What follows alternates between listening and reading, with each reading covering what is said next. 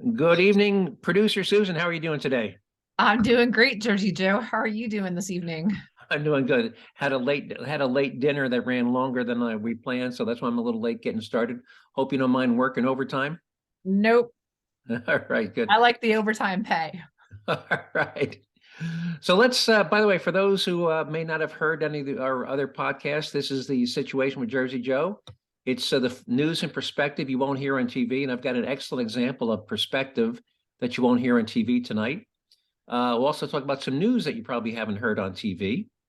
Our quote of the day last week, we had a quote of the day from author Ayn Rand, who wrote Atlas Shrugged.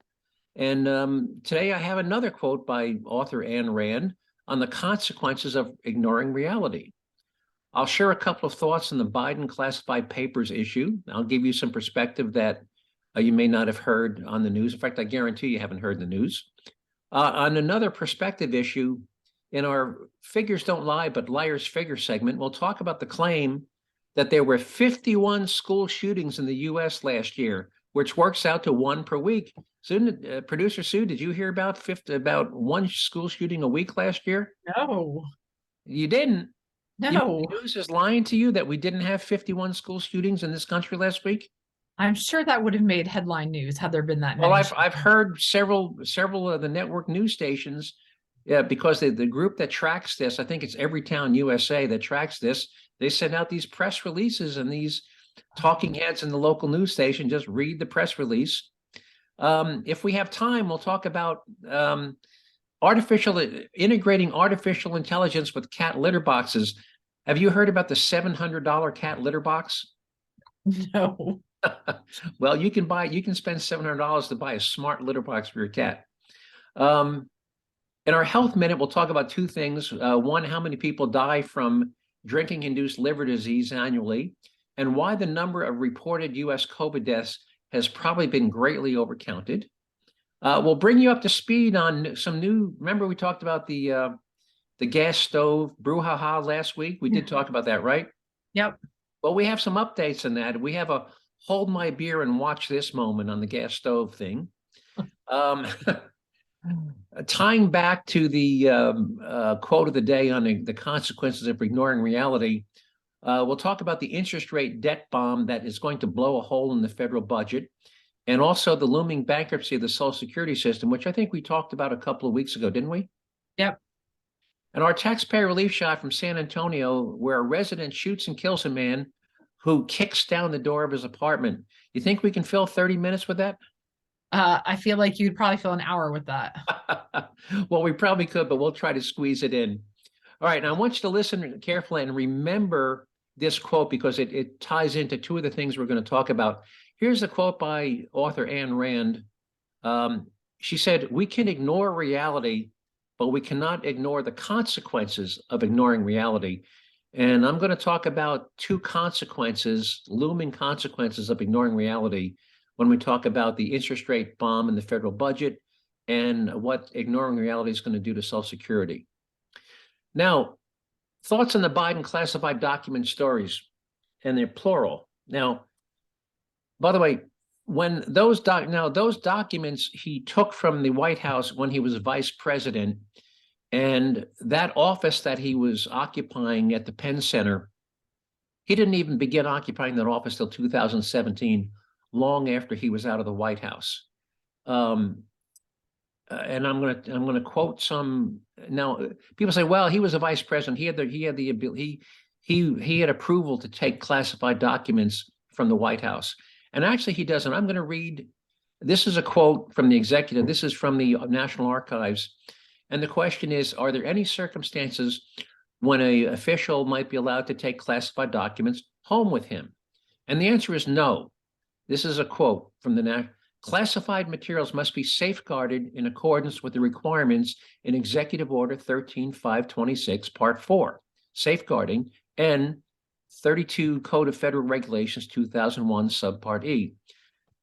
You must, and here's the quote, you must not remove classified materials from official premises except to conduct official meetings or conferences, and the material must be returned to safe storage facilities, and here's the key word, immediately upon the conclusion of a meeting or conference. Residences are not considered official premises and you must not remove classified material for reasons of personal convenience or keep it overnight in personal custody. Now, does that mean you can never take classified documents home with you? Well, I happen to be friends with a guy who was a former Undersecretary of Homeland Security. And I asked him this question. He said, remember this, it talks about you can take them for the purpose of a meeting or conference. And here's what he told me. When you sign out classified documents, if you're going to take them home because you're getting on a plane the next morning to go to a conference in Albuquerque or Geneva, he said, before that can happen, the Secret Service will come to your house and install an approved biometric lock safe in your house that's bolted to the floor. And it has, special security. It's got a combination lock and biometric like an eye scanner or a thumbprint. And he said, so if you're going to take classified documents home with you because you're leaving for a conference and you're leaving at 6 a.m, he said, you can take them home, but only if you have a Secret Service approved safe storage device installed in your residence. And clearly Biden didn't have any of those things. So first of all, even if he had taken them home, let's say he took them home and he had a safe storage device in his house or those offices at the Penn Center, which he didn't, he was supposed to bring the documents back the next morning. Obviously, those documents have sat there since 2017. So clearly he was in violation of a whole bunch of laws regarding the classified documents, safeguarding of classified materials. Now, here's a couple of questions. Knowing that these documents are classified and they have found some, they were looking for more, why was the search for those documents in his home and remote office being conducted by his personal attorneys who don't have government security clearances? If you're looking for classified documents, shouldn't any search for classified documents be conducted by FBI agents with security clearances? Doesn't that make sense? You would think. You would think. Again, if my attorney doesn't have security clearance, why am I saying, hey, go look for classified documents and let me know if you find any? I mean, that just, it flies in the face of everything. Now, here's the other interesting thing. Several of the documents concerned both China and the Ukraine. And guess who has business ties with both China and Ukraine? You know who that is? What member? Hunter Biden has business ties. Remember 10% for the big guy? Yeah. Remember 10% for the big guy? Well, and of course, Hunter Biden was on the board of Burisma, the Ukraine national gas company. Mm-hmm. And then Biden went over to say, if you don't fire this prosecutor, you're not going to get the $1 billion in foreign aid. Mm-hmm. So here's my other question. Do you think anybody is going to say, by the way, we should probably, since those classified documents were left exposed for the better part of 6 years in numerous unsecured locations, do you think anybody's going to say, hey, let's dust them for fingerprints and see if anybody besides Joe Biden's fingerprints are on them? Do you think anybody's going to do that? Doubtful. Do you think somebody should do that? Maybe. I certainly would. I mean, if I was concerned about security, if they want to know who touched those documents, then yeah. Yeah. And by the way, if they did do that, which I think is a long shot, and they found Hunter Biden's fingerprints on those documents, what can of worms did you think that would open up? Yeah. So just thoughts to ponder. Clearly, and by the way, I'm not trying to in any way, shape, or form excuse Trump. You know, what Trump did, I think, was also inexcusable. But to say that, Biden had the authority, no, Biden was not the president. He didn't have the ability to declassify documents. He broke all of those rules I told you about. Yes, he could have taken a document home. He could have left it in a safe in his house overnight and brought it back the next day, but nothing in the executive order concerning classified materials allows you to keep documents for 6 years. It's just blatant disregard of code and CF, not just executive order. CFR stood for Code of Federal Regulations. So he broke all sorts of rules. And by the way, it's been, there's been 4 separate releases, right? We had the first one on November 10th, first one November 2nd, then another one on December 20th, then another one on January 11th, another one on January 12th. And every time they say, are there any more documents? No, we think we have them all. Then 2 days later, we found some more. 2 days later, we found some more. So this is 4 separate instances of documents being uncovered. So, all right, you ready to move on to 51 school shootings? Yes, I'd like to know about these. All right. So what do you think of when you hear the term school shooting? Like a Sandy Hook or what was the Marjorie Stoneman down in Florida? Right. Or the Uvalde. Yeah, And I think Uvalde, most Texas. people, Yeah. when they hear the term school shooting, it's that somebody brings a gun into school during, while school is in session, during school hours, and starts to intentionally shoot at students or teachers with the intent to kill them. You think that's a pretty good kind of what's the word, like, not run of the mill, but a pretty generally accepted definition when people hear the term school shooting? Somebody brought a gun Yes. into a school with the intention of shooting people, right? Yeah. Well, here's just an example. I actually went through the list of 51, and here's just some of the incidents that were included in those 51. And you let me know if you think these qualifies as, quote, a school shooting, the generally accepted understanding of a school shooting. Incident 1: 2 people were injured when they shot each other while conducting a drug deal in the parking lot of a school after hours. Is that a Nope. school shooting? No. It's part of the 51. A 21-year-old man was shot and injured in the parking lot after a school basketball game. Now, clearly, 21-year-old man is not a K through 12 student, is he? Nope. And he was shot in a parking lot after a school basketball game. Does that fit a definition of a school shooting? No. How about a man who was shot in a disturbance involving about 20 people in the parking lot outside of a high school football game? School shooting, yes or no? No. 3 people, a 43-year-old woman, a 19-year-old woman, and a 21-year-old man, were shot and wounded in the parking lot after a high school football game. Is that a No. school shooting? No. 2 people shot in the parking lot while a graduation ceremony for the Crossroads Alternative School was being held in the football stadium, and a middle school concert was being held in the auditorium. Now, they were not attending either event. They happened to be in a parking lot that was removed from both of those events. So they were shot in a parking lot during a graduation ceremony that they were not attending. Was that a school shooting? No. How about a student shot and injured when a sheriff's deputy's gun accidentally discharged in a classroom during a law enforcement vocational training? School Tragic shooting? accident, but not a school shooting. Right, because there was no intent to harm anyone. And the last one I'll go over, even though there's 20 more I could talk about, a 15-year-old student was shot and injured when a gun that was brought to school by another student accidentally discharged. Was there any intent to injure or kill anybody?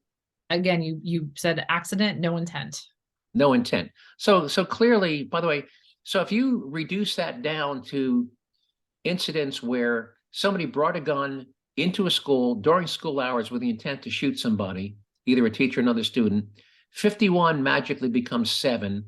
And in all but the Uvalde school shooting, in the other 6, the student who brought the gun was shooting going after 1 or 2 specific individuals, like, case of bullying or, gang violence. Well, in case of high school, a student was a member of gang A, brought the gun to school to shoot a member of gang B.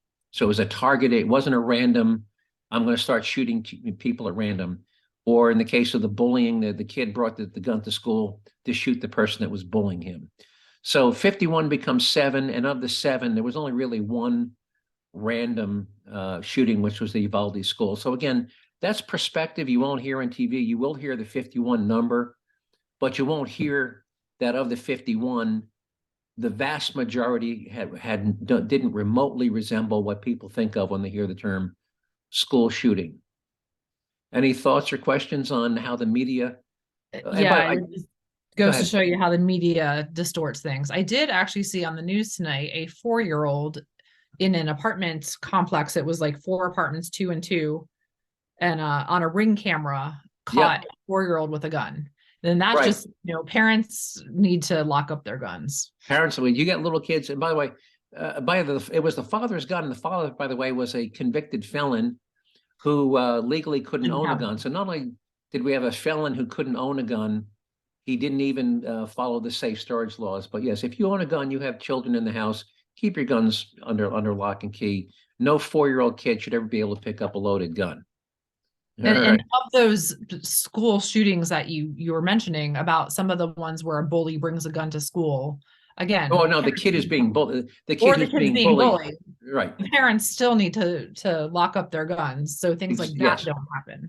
Right. So that doesn't happen here. Right. Absolutely. Keep your guns locked up, or put a gun lock, put a cable through the gun that prevents it from being used. So, all right. You want to talk about $700 cat litter boxes? Oh, yes. All right. Now, you and I, when we grew up, did your parents have cats? Not my parents, but my grandparents. Your grandparents did. All right. Well, we're all familiar with the plastic tub filled with clay litter. What they're doing now is they're adding all sorts of sensors now. Well, have you seen the self-cleaning litter Yeah. boxes where there's like a rake goes through it, and Yep. well, they're now adding, well, first of all, now you have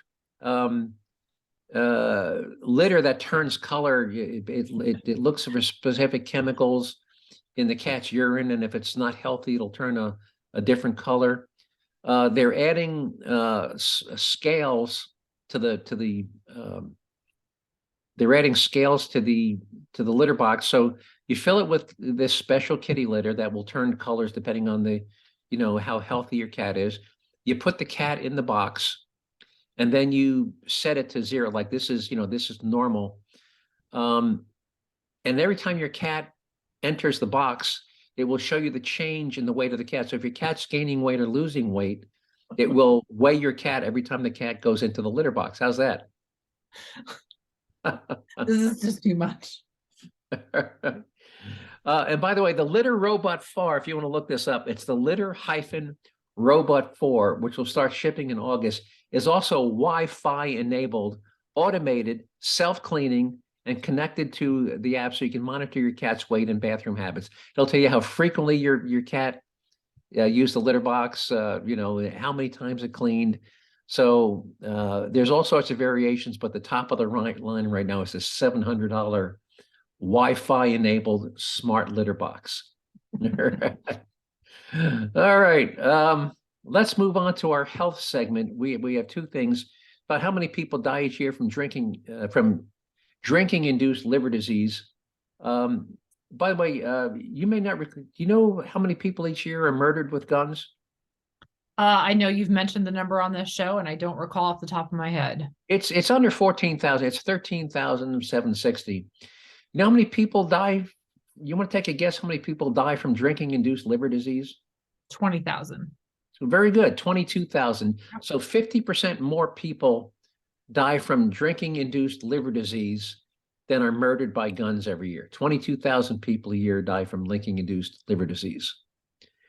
So just, to put things in perspective, I don't think, don't get me wrong, it's tragic when people, shoot each other. And we've talked and we've done some other segments on who's doing the shooting and how it's predominantly, by the way, I think we've talked about the majority of the people who die from gunshot wounds in this country, young Black men. And overwhelmingly, the assailants are also young Black men. So it's really, it's sad, but it pales in comparison. I think we mentioned that over 100,000 people in this country every year die from fentanyl deaths. We talked about that, right? Yeah. So, in terms of ranking, what's killing people in this country, yes, gun violence is tragic. We need to work hard to reduce it. But in terms of when you look at heart disease, obesity, induced liver disease, preventable liver disease, fentanyl deaths, gun deaths are way, way down there. Preventable gun deaths are way, way down on the list. All right, let's talk about the overcounting of COVID deaths. Now, I think last week or the week before, we talked about the statistics on how 99.997% of people under the age of 30 survived COVID infections. Yep. And I think we also said, if you believe the 1.1 million COVID deaths over the past 2.5 years, that came out to just 0.42% of the population. And that's if you believe the 1.1 million. And I think, as we mentioned, that 1.1 million is people who died not only from COVID, but from or with COVID. So the 1.1 is obviously suspicion. And now we have a Dr. Leana Wen, who is a medical advisor to CNN. and she's also the medical columnist for the Washington Post. And she claims that the COVID deaths are grossly overcounted. And here's a quote. Dr. Wen, who writes for the Post, provided her observations on the pandemic, masking and other COVID-related subjects, citing sources claiming that, and this is a quote, patients diagnosed with COVID are actually in the hospital for some other illness. The article is titled, "We are overcounting COVID deaths and hospitalization, and that's a problem." And this is an article that appeared in the Washington Post. If you want to Google it. Mentioning the first issue, she wrote, Robin Dretler, an attending physician at Emory Decatur Hospital and the former president of Georgia's chapter of Infectious Disease Society of America, estimates that at his hospital, 90% of patients diagnosed with COVID are actually in the hospital for some other illness. So again, if you have a stroke, if you have a heart attack, yes, you have COVID. Maybe you have a broken arm, but when you go into a hospital for any reason, you are tested for COVID. And by the way, a lot of COVID infections are asymptomatic, right? But they'll still test you anyway. And if you're COVID positive, that goes down on your admission form. And if you go in because of a gunshot wound and you die from the gunshot wound, and we've had cases, somebody died in a motorcycle accident, and when they autopsied the corpse, the corpse had COVID, and they included that as a COVID death. Gunshot wound victims have been listed as COVID deaths. And here's what that Dr. Dretler said. Dretler told analysts, since every hospitalized patient gets tested for COVID, many are incidentally positive. Dr. Wen noted how people with gunshot wounds and other serious illnesses often test positive for the virus, and she wrote, if these patients die, COVID might get added to their death certificate along with other diagnoses, but the coronavirus was not the primary contributor to their death and often played no role at all. So, as I said last week, yes, 1.1 million people, which is 0.4% of the population, have been reported as dying from or with COVID. But again, if 30% of them did not die from COVID, then that 0.42% becomes a number less than 0.3%. So when you think back of everything we did for a disease that was less deadly than the typical flu, it's really sad how government overreacted. And when I say government, not necessarily the federal level, but also at the state level, the overreaction in closing schools was just totally overreaction. And I think in the long run, when you look at how children have fallen behind, and by the way, there was one of the side effects of people being out of work and staying home. We had a huge spike in drug overdose deaths. Yep. People were home, they were getting high, they were getting all this. By the way, that people who are receiving unemployment were actually making, with the $300 per week government, what's the word? It wasn't a subsidy. It was the government. The stipend or the subsidy, or no? It was stimulus. The stimulus, but it was an add-on to their state benefits. So I've got a friend in Denver who's a marijuana dispensary. He said that was the best 6 months he ever had. He said people were coming in buying more marijuana than they ever had in their entire life because they were literally making more money on unemployment than they were making while they were working. Well, we're also finding many people who have had COVID, tested COVID, had symptoms, are over COVID, no longer contagious. You still are testing positive for many, many days, weeks after the fact. Correct, right. So again, one of the byproducts of all these shutdowns and closing businesses, and restaurants were closed, schools were closed, is that the overdose rate shot up dramatically. We lost tens of thousands of people to unintentional overdoses, and you have to believe that spike was because they were home with money in their pocket and nothing to do, and they were sitting around getting high. So it cost those unnecessary business closures and school closures, I believe, this is my opinion, cost tens of thousands of lives who would be alive today had they been permitted to continue working. My opinion, I don't know. Do you have an opinion? Yeah, well, you were also talking about cirrhosis of the liver due to drinking. And drinking, right? A lot of people are 22,000 drinking a people. lot of alcohol over COVID. 22,000 people died from drinking-induced liver disease. And I'm not laughing at alcoholism because it's, a serious Right. disease, but, a lot of people drink a lot over COVID, much more than they would normally. Right. All right, you ready to revisit gas stoves? Yeah. All right, so remember the big hullabaloo last week? It was a proposal by the Consumer Product Safety Commission, who were saying they were considering a proposed rulemaking on the banning of new gas stoves in new homes and new apartment complexes. And they cited a study saying that gas stoves were responsible for 12.7% of asthma in children. Well, guess what?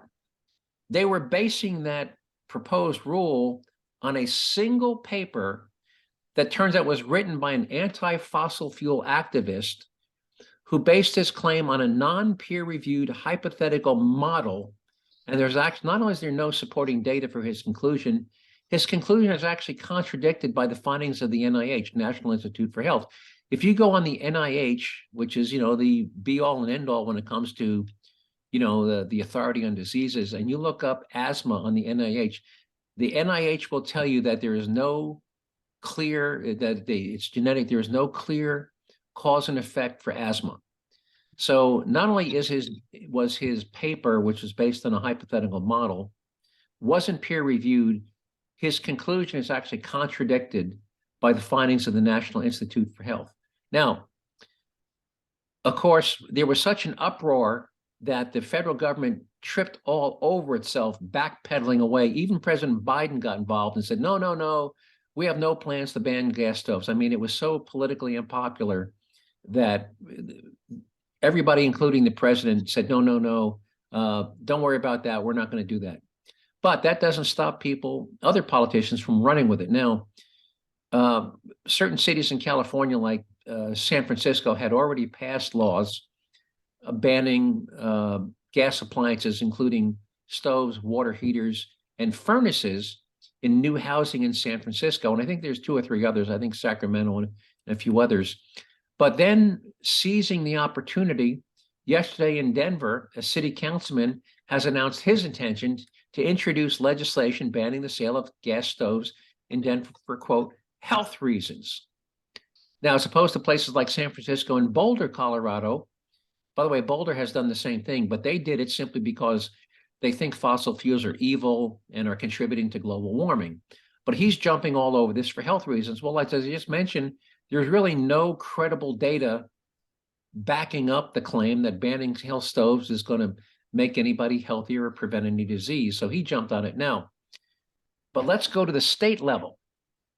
In New York State, Governor Kathy Hochul, who, despite the federal government backpedaling, saying, no, never mind, we weren't serious, she saw this as in what I can only describe as a hold my beer and watch this moment, came out and said that she was going ahead with legislation that would ban the installation of new gas stoves, gas water heaters, and gas furnaces in New York State by 2025, which is only 12 months. We're only 20 months away. So Governor, you don't have the infrastructure to support that. I'm sorry. Yeah. Well, and where are you going to get the electric service? New York State is already struggling to keep the power on. Mm-hmm. And now they're saying, hey, any new construction, new homes, new apartment complexes, no more natural gas. Well, guess what? The wires coming down the street, the transformers on the poles, the circuit breaker boxes in the homes. But she doesn't care. It was a pure hold my beer and watch this. And she's moving full speed ahead. And knowing the New York State legislature, I fully expect that they will make it a law. And if you want to build a house in New York State, then you're going to wind up with an electric stove, electric hot water heater, an electric furnace. Mm. Now, ignoring reality, we already talked about the looming bankruptcy of the Social Security system in about 12 years and how relatively painless it would be to fix it. We did talk about that, right? Mm-hmm. You simply change the payroll deduction from 7.5 to 8%, and change the employer contribution from 7.5 to 8%, and raise the minimum age to begin drawing early benefits from 62 to 63, would fix that problem. You'd be good for another 20 years. And that would be, but the longer you wait to take that sort of corrective action in Social Security, the greater and more painful the correction is going to have to be. And now let's talk about ignoring the deficit problem. The federal government in fiscal 2022 spent $475 billion on interest payments on the national debt of approximately $31 trillion. By the way, they had originally forecasted to be $390 trillion, but because of rising interest rates, the $390 trillion forecast became $475 billion. I mean, $390 billion became $475. So they blew an extra $85 billion on interest they hadn't planned on. Now that works out to just an average interest rate of 1.5%. Well, why was it so low? Well, how did they manage to keep it that low? They did it by financing that $31 trillion in debt, primarily with the sale of very short-term, meaning 2-year and 5-year Treasury bonds that have traditionally carried a much lower interest rate than the more expensive 10-year, 20-year, and 30-year T-bills. But the downside to that strategy is that in addition to having to issue new bonds to cover this year's budget deficit, which is estimated at $1.6 trillion, not all, but every year, about a quarter of those short-term notes mature and come due, and they get cashed in. So in addition to the financing the increase in the debt, you have to sell bonds to replace those maturing. So this year, in addition to the 1.6 trillion, they're going to have to sell about another 6 to 7 trillion in new bonds to replace those old maturing bonds. And guess what? You know what the interest rate on a 2-year note is right now? 2-year Treasury bill? I think it's gone up, right? 4.25%. 4.25, up from 1.5%. Yeah. A 5-year note is 3.9%. 10-year notes 4.13%. Well, so you're replacing 1.5% debt with 4% debt. And I won't go through this whole thing because I know we're running short of time, but the budget gap, blah, blah, blah, it increased by interest payments on public debt rose by 57 billion, which is 37% over the same period last year. That was the first quarter. So in the first quarter of this year, interest payments grew by 57 billion year over year. This is just for one quarter to 210 billion. Well, if you take 210 billion times 4 quarters, you come up with $840 billion, which is more money than we spend on the U.S. military, which is huge, and it's not in the budget. It's not in the federal budget because right now the federal budget had budgeted 425 billion in interest, and we're going to double that this year. Where's the extra 425 billion going to come from? Well, we're going to borrow it, of course. And so that's the consequences of ignoring reality.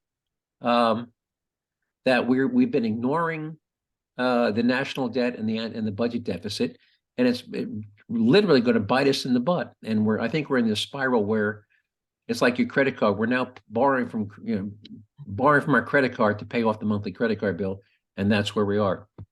We're probably running out of time, aren't we? Yeah, we only have a couple minutes left. Do we have time to do the taxpayer relief shot or no? Well, I'll try to do it real quick. I won't even do the intro, but it's where a good guy or good one with guns saves the taxpayers money. So here we go. And let me turn this up a little bit. Comes to us from San Antonio, Texas. Suspected burglar kicks down a locked door and then comes face to face with a gun. Police say the resident inside that apartment pulled out a gun and shot the intruder, killing that suspect. Max Massey talked with police earlier. He joins us now live from the scene. Max? Yes, guys. Now, right now, police investigating this as a situation of self-defense. This is a much different scene than what we saw from earlier this morning. And it's all unfolded around 7 a.m. this morning. We saw police out here. There was caution tape up. Now, police are gone. That caution tape is down the street. West Euclid is open. And like we said, this all unfolding right inside this apartment complex, 515 West Euclid. Police describing it as a man protecting himself. What we do know for sure is it is self-defense here today, with the victim owner shooting the suspect. Police say around 7 a.m., a man walked through the breezeway of this apartment complex and kicked down an apartment door on the first floor. The victim's door was completely bolted in, so the suspect had to use very forceful kicks to kick this door down, in which he was able to do so. So this was a violent altercation from the get-go. And even though the gunshots rang out around 7 this morning, the crime scene is just a few houses down from the school. This is Advanced Learning Academy at Euclid. We reached out to SAISD, and this is what they had to say. The campus is open, and our SAISD police officers are present to assist with traffic and student arrival and drop-off. Police say there is no danger to the public, but there have been other issues in this area. We believe it's an isolated incident. You know, we know that All right, I know we're running out of time, but again, clear case, thug winds up dead right there, DRT, kicks down a guy's door, guy didn't know him. You know, so it was, you know, forceful burglary. How much time we got, if any? You have about 2 minutes. All right, well, again, that was our taxpayer relief shot. And well, since we have 2 minutes, I'll just play the quote from the sheriff of Santa Rosa County, Florida. Hang on, if I can find it. Here we go. And give you his take on it. If somebody's breaking in your house, you're more than welcome to shoot them in Santa Rosa County. We prefer that you do, actually. Hopefully you'll save the taxpayers money. And that's why we call it the taxpayer relief shot. All right, well, with that, you know, I didn't think we'd have enough to fill 30 minutes, but we somehow we managed to do it. Anyway. It does amaze me the number of criminals in Texas with the number of homeowners that have weapons in Texas. You know, if I was a criminal, the last state in the union I'd be breaking and knocking, kicking down people's doors would be Texas. Connecticut, maybe, Massachusetts, maybe, but not in Texas. All right. Anyway, I want to thank all of you who listen to this podcast for giving up a half an hour of your busy day to listen to me ramble on about the things I find of interest and importance. If you want to see some of the materials and story links you heard me talk about today, you can find them on the Jerzee Joe website, with Jerzee being spelled Jerzee, JerzeeJoe.com. If you want to email me with a comment, question, or suggested show topic, you can do that by sending me an email to just joe@JerzeeJoe.com. Just remember to spell Jersey with an R and a Z. And other than that, I've got nothing. Any closing words, producer Susan? No, enjoy the warm weather. All right, you too. It's a little, you know, I feel like we should have snow on the ground this time of year. We're still waiting for our first flakes. Anyway, enjoy your week, and I'll talk to you next week. All right. Good night, Jerzee Joe. Good night, producer Sue. Bye-bye.